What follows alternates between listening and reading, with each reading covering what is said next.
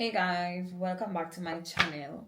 You probably already saw the title of the video, but today I'm gonna be giving y'all my story. I should even say story, my testimony about the rock gutter tragedy that I was in 2015.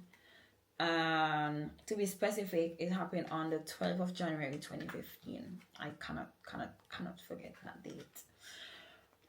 But before we get into it, I just want to let y'all know that God is good and his mercies endures forever. Um how to start this? How to start this? I know people been asking me for years now, Shan, why you don't speak about it? Why don't you go and tell your story? People even asking me why don't you go and write a book? All those stuff. But I don't know, I think I just had to do it on my own timing, and I think I am ready to speak about it, to speak my story, my experience, and share my testimony.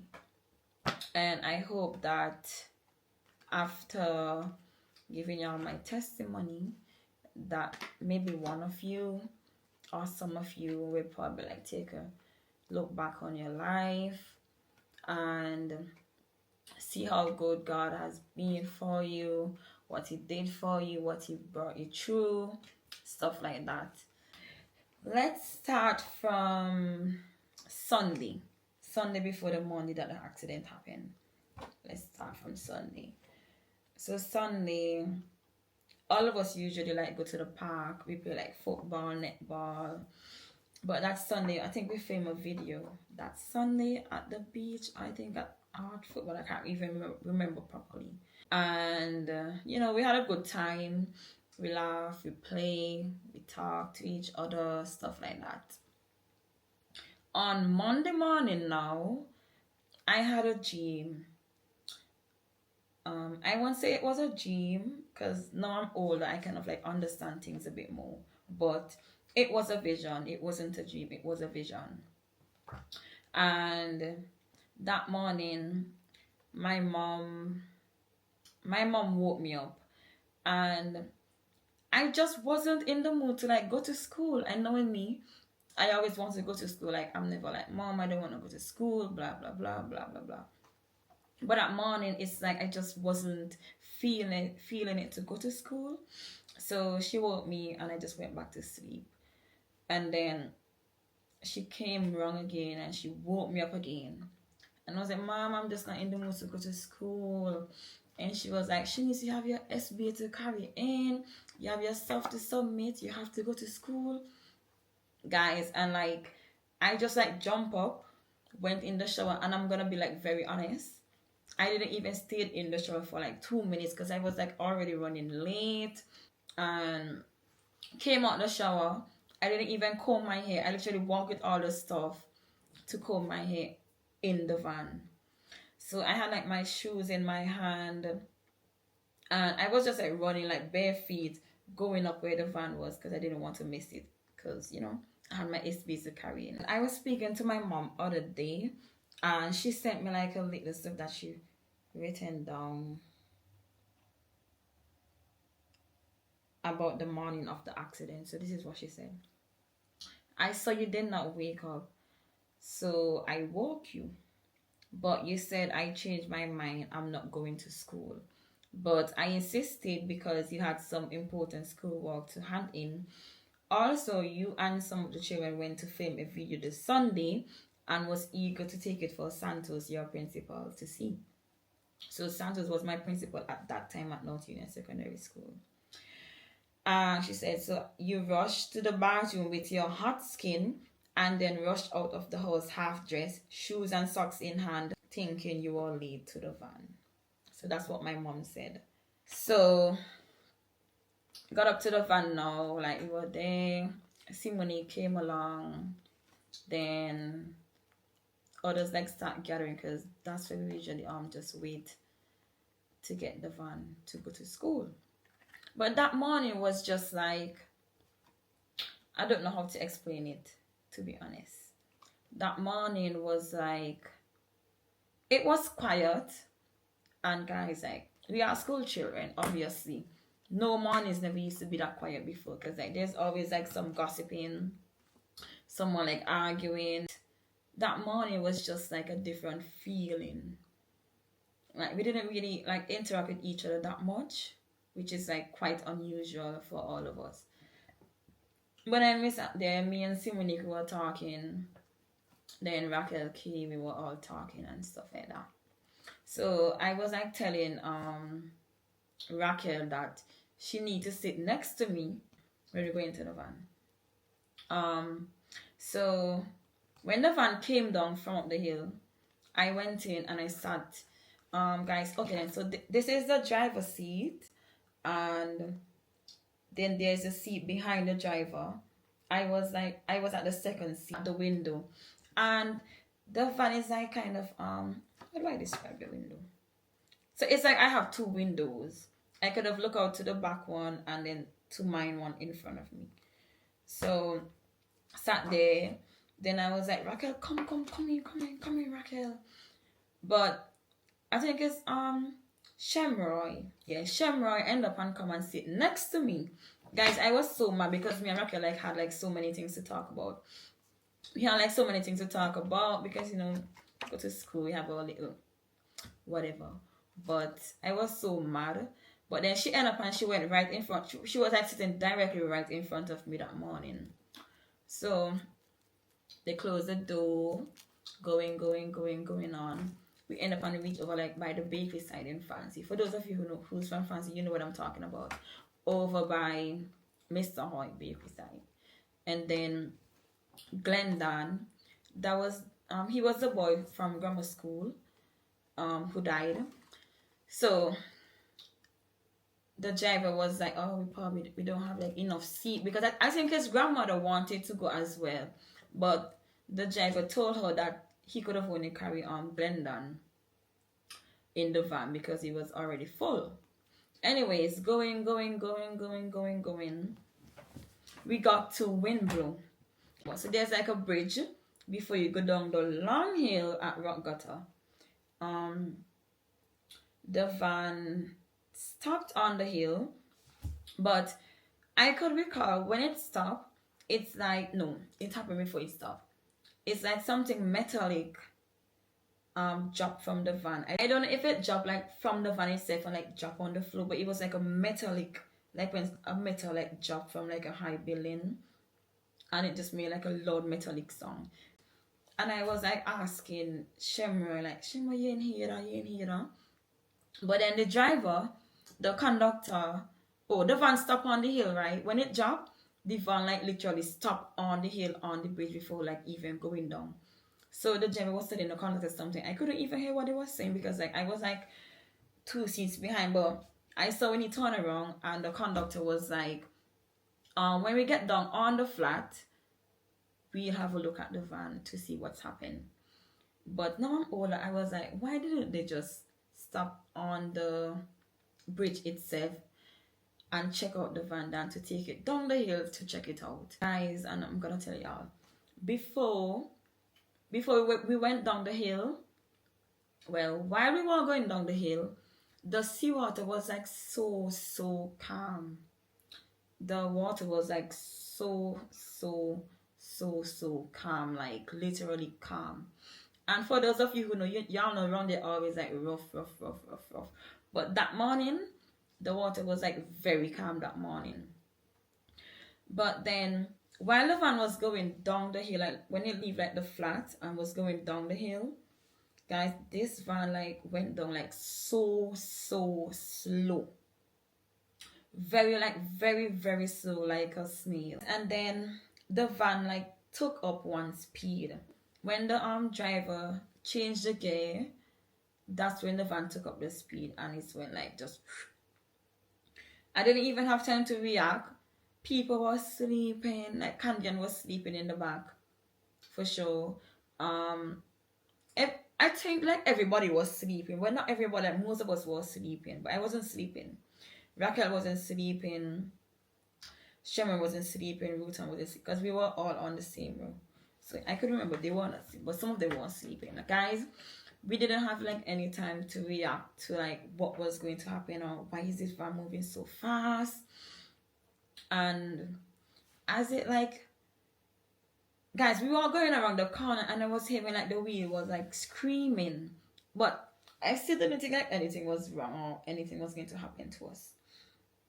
But then like the van was like so lean, because the corner, like, if you guys know, those of you who know like that here, you know, like the corner is like very deep. So the van was like leaning on this side, like trying to turn the corner. And then that's when I held like, because there was like a partition by the window. I held on to that. And then the van went like, well, how to explain this part? My eyes went dark, like everything was just dark to me. So when it hit the pole, I think that's when like it kind of like knocked me out a bit. I don't know what transpired during that time, but I heard when it dropped in the water, but like the water was calm. So like after everything, I was like, did it drop on a rock or did the wave came and it dropped on the wave?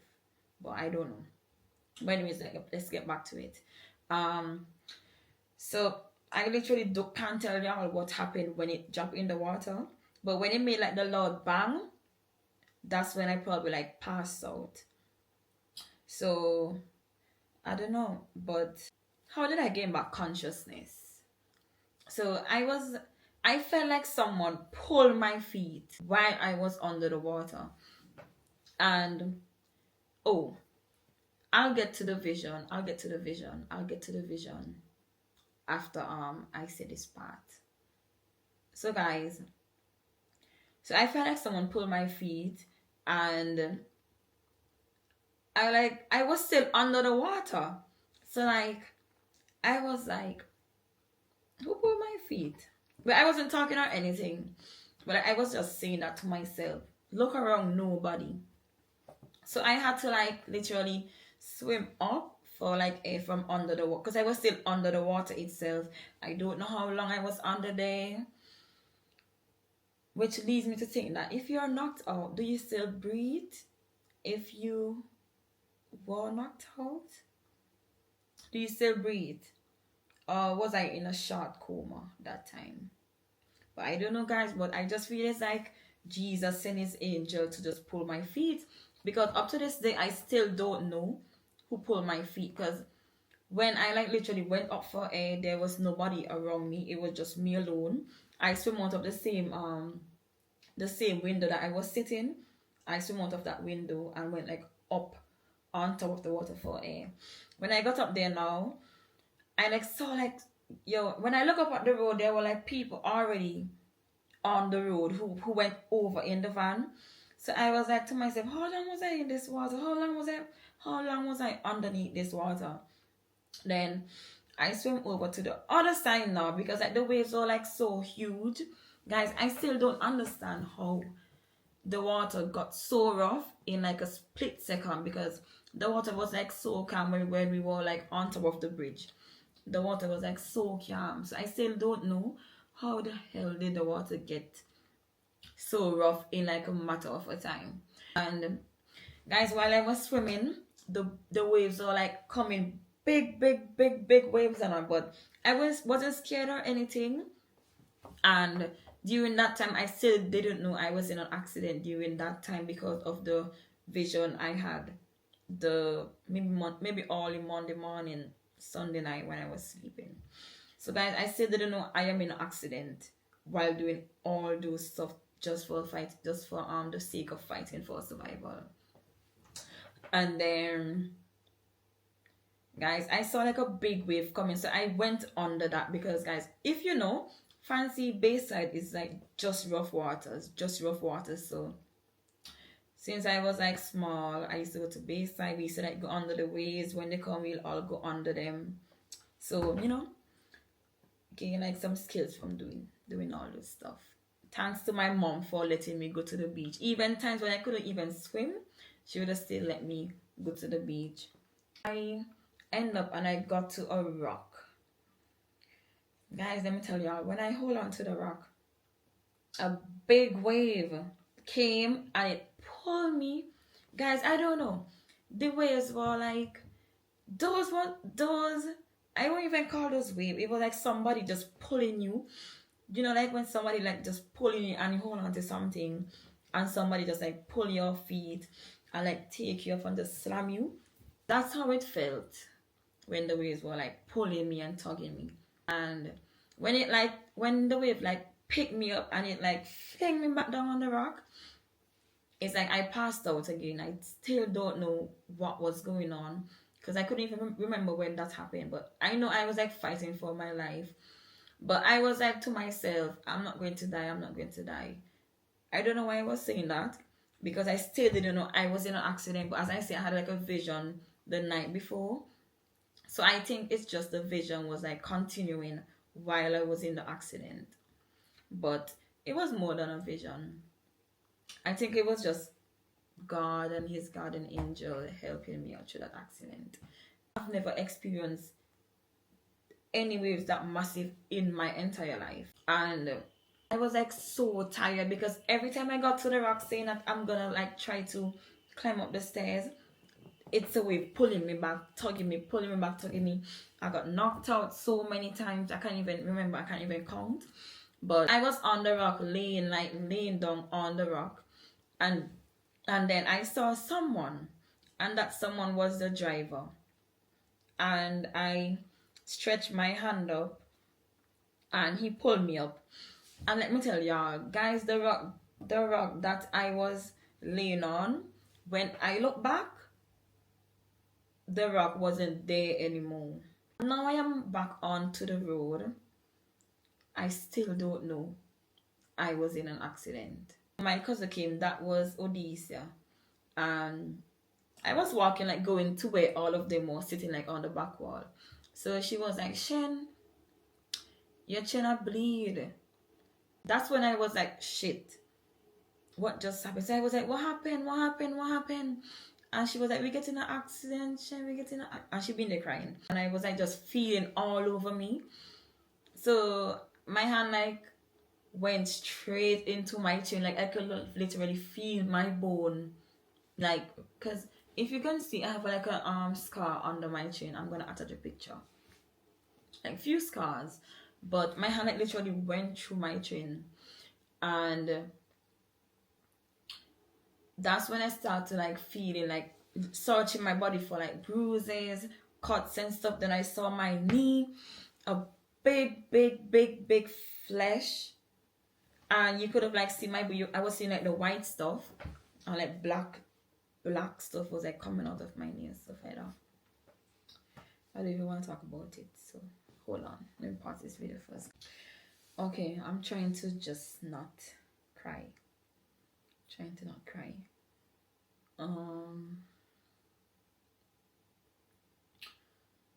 So you know, I think she gave me her t-shirt because guys, during all the fighting with the waves and stuff, I think my t-shirt got ripped off, I think, or something like that.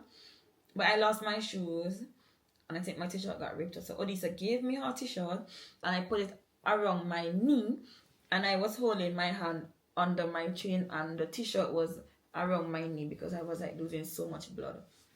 So that's what we did. Then we got to the back wall, was sitting there and like everybody was crying. I was crying. Everybody want their mommy, stuff like that. And we sat there and we was like, guys, we literally watched some of our friends die. Like they were fighting so hard. And when we were there on the back wall, we saw Jamali. He was swimming coming into shore. Like he was already like literally could have just get out of the water and just walk up. Because he was like on the left side.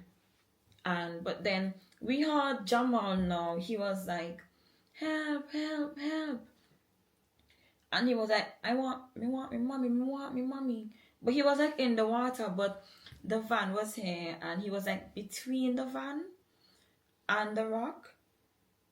So it's like he was like pinned down between the van and a rock. And then Jamali heard him, note.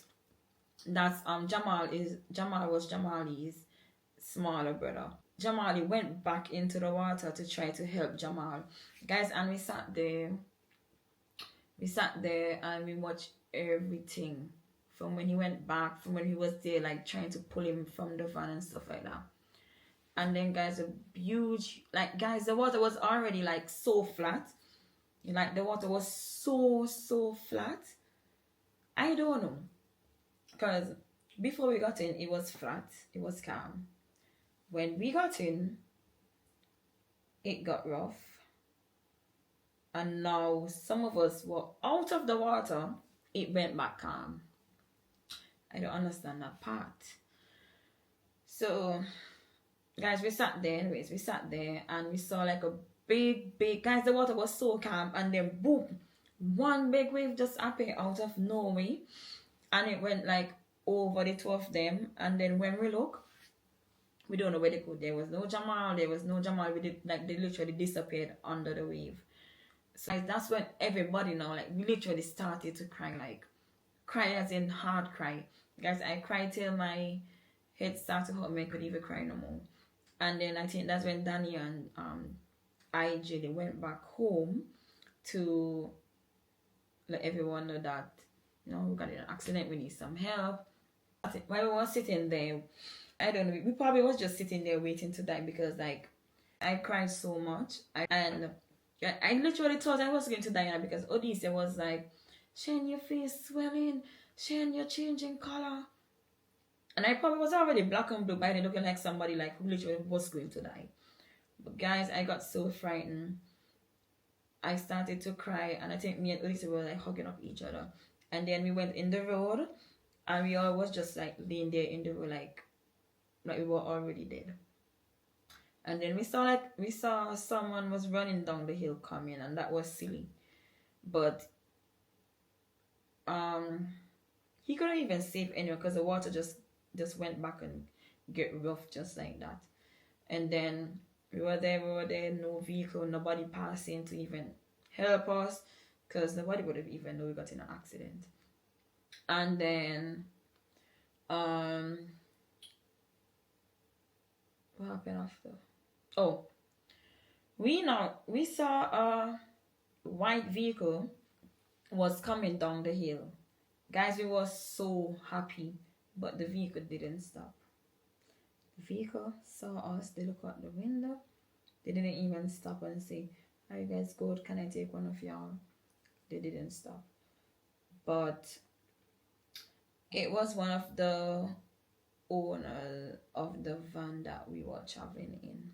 Well, my mom told me that he said that he was frightened, so he went to get help at the Oriel clinic. I don't know, but that's what he said.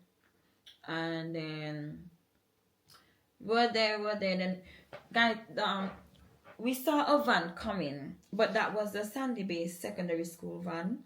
So that's when we got help. They stopped and they were like, come. We got turn back right here. All come. But, guys, we couldn't walk. I was already weak, bleeding, like bleeding so bad. I was like so weak, so weak already. And then somebody had to come and like help me go into the van. But this story, you know.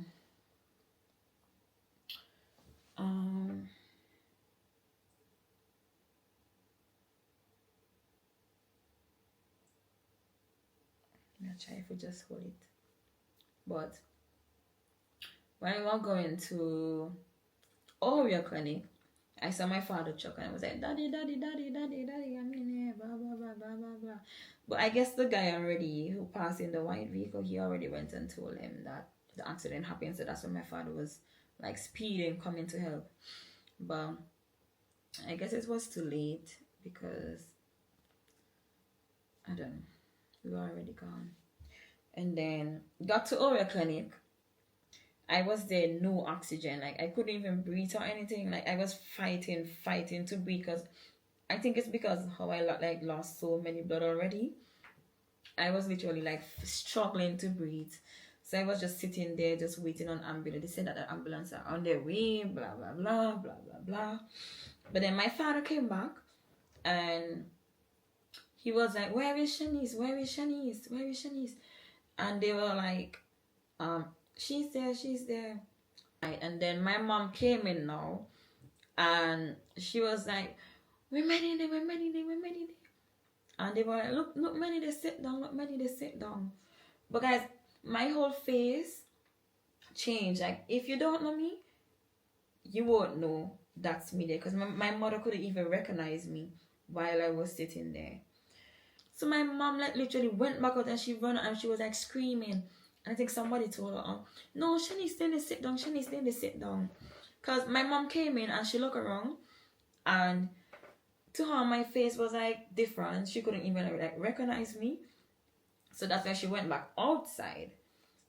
And then while there, she came back in, and then she was like, okay, Shanice. And my father ended up, and he came back in as well. And I was like, Daddy, me can't breathe. Mommy, me can't breathe. And my dad now, he took me. So, but the nurses were like, oh, if you take her up, it's on you. If it happened to her, it's on you, because you're removing her from here, from the clinic. And if she died, blah, blah, blah, it's on you. So my father he was like cursing them. He was like telling them, we have the girl there sitting down. She's bleeding out, no oxygen. You're not even stitching her up or anything. Because guys, I didn't even receive stitches until I got to Josh Young Hospital. But my dad came with his truck, and me and my mom went in front, and my feet were in my dad's lap, and my head was in my mother's lap. And they were like arguing with each other. They were like, no, my dad was like, don't make she fall asleep. Don't make she fall asleep. So my mother was like, no, she won't fall asleep. So she was like trying to keep me awake basically the whole journey. But then I started to like breathe up. Say, Mommy, I can't breathe. And then guys, after that breathing up, I just couldn't speak anymore. I was just like zoned out. So she was like, Shanice. So she was like to my dad, Shanice not answering me. Because guys, they were literally trying to make me not close my eyes. But guys, I was so weak and I was so tired. I just couldn't keep my eyes open anymore for their sake. So I just have to close it. I probably just closed on it. And then she was like shaking me. She was like, Shanice, wake up, wake up, wake up. And they both started to argue because I told you not to make her fall asleep. But you know, guys, emotions were running all over the place, obviously. But then I end up, and we were going down Sandy Bay Hill. What's Sandy Bay Hill called again? I can't remember. But yeah, we're going down that before we reach the clinic. And they stopped my Sandy Bay clinic to get me oxygen. No oxygen was there. So we had to drive all the way to Georgetown, and that's when I ended up and got some oxygen at Georgetown Hospital. And then they stitched me up. They gave me oxygen, stuff like that. I got like, I think it was 7 stitches or 8 stitches on my chin here. And I think it was like 12 or 10 on my knee, something like that. But it was more than 8 stitches on my knee and 8 on and 6 on my chin. It was a lot. And they even wanted to stitch up this side as well, but I was like in so many pain. So that's why these ones didn't even get any stitches. I had some on my hand, and I had like a cut here just right by my breast as well. But it didn't turn into a scar. It's just like a black mark is there. But God is good. God is good. We were at Josh Young Hospital, and my friends came. My principal came.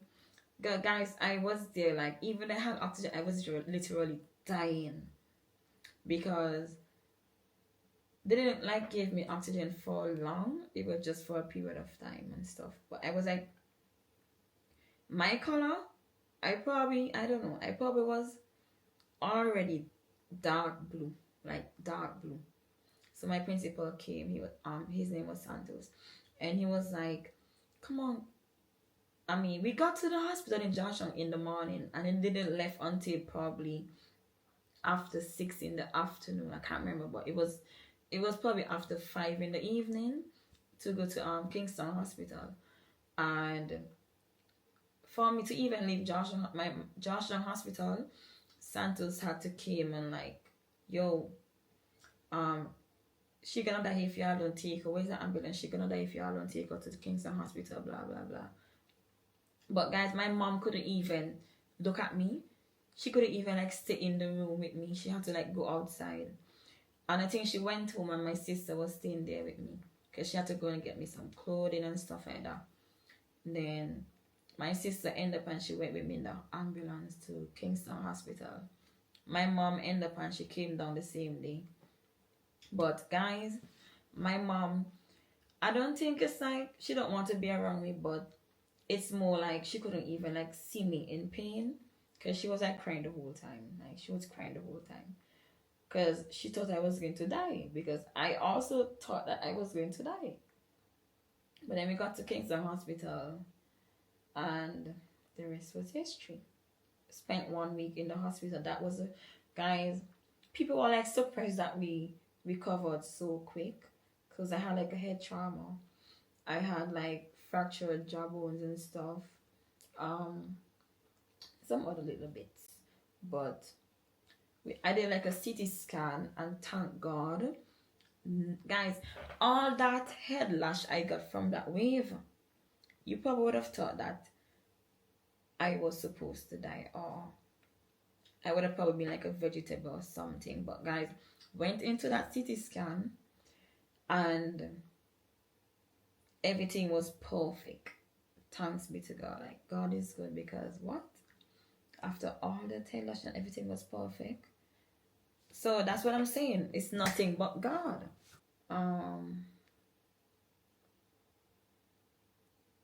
It was a sad time. It was very sad. It was very sad. Because even in the hospital, I was crying. I couldn't eat. I had to be living off gyps. I couldn't eat. I couldn't talk first because my jawbone was like fractured so badly. Couldn't eat. Couldn't talk. My face was swollen. But I was using like ice and hot water.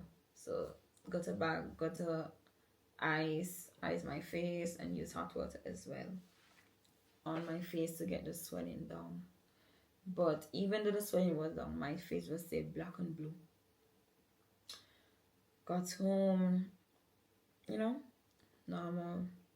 People was coming to see me. People send me gifts, stuff like that. And shout out to my friends who visited me at the hospital, my family and everyone. Those who helped my mom to stay, to just keep her in the right spirit. Shout out to y'all. Now, let's go back to the vision that I had the morning before the accident. So we were at the beach. We were at Porter. Me, Chance Stacia, everyone who were in the accident. We were all at Porter at the beach. And guys, that's in that vision. It was like some big waves. We were like going under some big waves, and Chance Stacia was like fighting for her because she was like drowning. And we were like trying to save her while we were even. I don't even know how to put this. But we were trying to save her in that vision. And I think after everything, that's when my mom woke me up. But like all the rushing and stuff like that, I didn't even have time to even tell her what I dreamt that night. So she didn't even know I had the vision until I was at hospital when I told her about my dream that I had the night before. So guys, I think that's why I say it's a vision, because maybe if I was probably older like I am now and I understand things a bit more deeper, I would have stayed home that day. Like nothing would have made me even went to school that Monday. But I think the accident, in my opinion, I think the accident is deeper than life itself. Like, it's more spiritual. But who have eyes, let them see. Who have eyes will know what I'm talking about. That accident, yeah, it wasn't just no regular accident. That was more spiritual to me. But what I'm gonna say is, whoever is responsible for that, your time is coming. I don't know. Y'all ever hear them talk about marine spirit? I know there's good and bad, and but guys, the way that water was moving and like pulling you, like it's a human being pulling you. That's what I'm talking about. That's deeper than life itself. I don't know if anybody look at it as that, but that accident is deeper than life itself. And up to this day, they still haven't found Chances or Simonique. May their soul rest in peace. But after that accident happened, like, I pray to God to like give me more strength, discernment, stuff like that.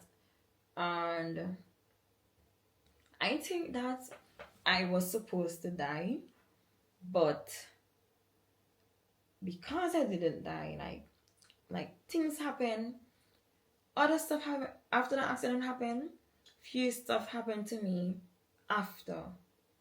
So that's how I know I was like fighting something spiritual. That's how I know the accident was very spiritual. Like, it was deeper than life itself. Because like so many other things happened.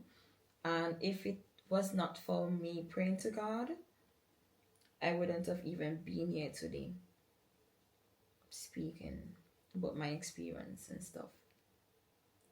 But I don't really want to get too deep into that. But those of you who know what I'm talking about.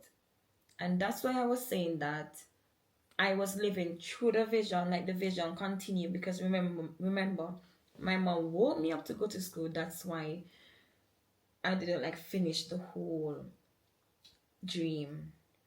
So like I was living in that dream while I was in the water. That's when they didn't like realize I was in an accident until I got back on the land, and my cousin was like, you're bleeding, blah blah blah. So thank God. But that was God saving me. So that's my testimony. That's my testimony, guys. I'm a living testimony because 7 people died and I'm still here living today. And I know my purpose. I'm a blessed child of God. I'm blessed. Like, when I tell you I'm blessed, I'm blessed. And another thing is, people, guys, even after 10 years, I'm still dealing with stuff from that accident. I'm still traumatized. I'm still dealing with dental issues. Certain times of the month, my scars will still pain me. I don't know why that's happening, and it's already 10 years. My scar on my knee will hurt me. My scars on my knee will pain me. There's one just right by my breast. This will pain me on certain times of the month, and I just don't know why. And I don't want to know why. God alone knows, and I'm leaving that right there. But I literally cannot be in a vehicle that's speeding. So that's what I'm saying. I'm still traumatized by it. And there's just something. People usually talk about, oh, therapy, this, therapy, that. But there's just some things that therapy cannot fix. Like me now, I just don't think therapy can fix this whole trauma that I'm going through right now. I don't think therapy can fix it. And people usually be like, oh, Shan, why you're not driving? You're in England, blah, blah, blah. Why you're not driving? But they don't know that's it. It's just deeper. They don't know what I'm going through mentally. So, guys, why will I drive? And when I'm like a passenger in a vehicle, even on train, I'm still traumatized, even if I'm on train. Why will I drive? And even when I am a passenger, I'm gonna be there like still pressing brakes, and I'm not even driving. And like if I know like there's like a bank or anything, I literally get cold sweat, and I literally just go in like a shock, just zone out. So I don't even think I'm gonna be driving in the next probably 20 years, because I won't say that I'm not working on it. I'm working on it. I'm trying to like overcome it, but I'm not forcing myself into overcoming no trauma. Whenever whenever God heal me, that's just that's just it. But I'm working on it, and I'm not hurried to drive or anything. I'm good. I'm good. God is good. He's still God, and regardless of everything, I'm still here today. And I'm more in tune with myself right now. So like there are days when if I just don't feel like to go anywhere, even at work sometimes.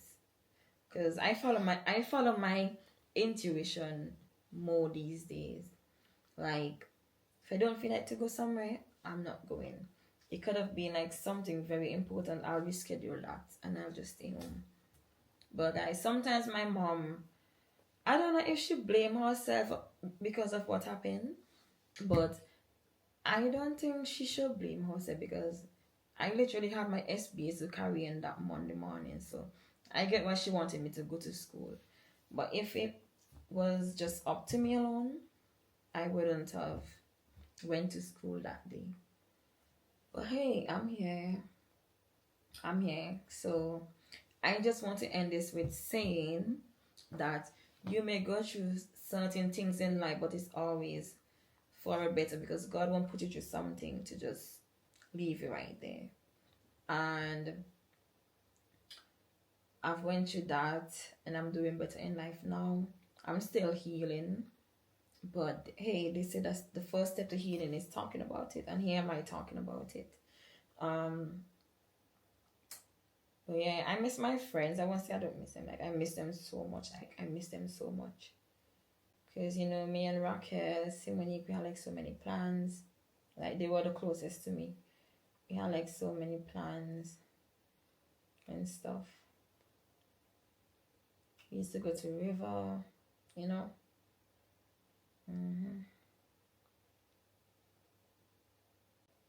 I know some of y'all will be like, oh, it's just an accident. Guys, it is just not an accident. It is not an accident. This is spiritual. This what happened in 2015 January the 12th wasn't an accident. It's deep. It's deeper than life itself. It wasn't an accident. But God kept me. His mercies kept me. I survived. I can sit here today and say that I survived. I've survived. And only God knows what else is in store for me. But hey, maybe I'm here to probably remind you that God is good. Whenever life is rough for you, then don't give up on Him. Always pray. Ask for covering, because like the world is like getting more wicked and wicked every day. Ask for covering. Ask God for guidance before you do something, before you go somewhere. Even while you're there, you pray. Because guys, sometimes I just be like walking and I find myself just praying. I could like wake up to go to the bathroom and I find myself just praying, constantly praying. I thank y'all for watching. I don't know, I may write a book one day, because I left out some parts because I just don't want, I don't want too much drama. But maybe one day, the other survivors will come and speak their truth if they remember. So, God is good, and may God keep y'all safe. Rest in peace to Simonique, Transtasia, Jamal, Anik, Raquel, and Glendon. May they still rest in peace. And may God bless and keep every one of us safe.